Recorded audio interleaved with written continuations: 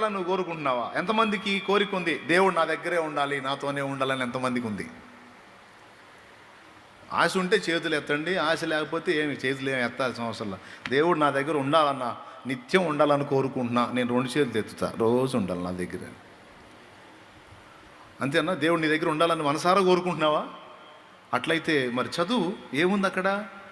వినయము గల వారి ప్రాణము నువ్వు జీవింప చేయుటకు వినయము గల వారి యొద్ద నేను నివసించుచున్నాను అన్నాడు. నేను చెప్పానా? అక్కడ ఉందా? సో దేవుడు మహోన్నతమైన పరిశుద్ధ స్థలంలో నివసించే దేవుడు వినయం కలిగిన వాళ్ళ దగ్గర కూడా ఉంటాడంట.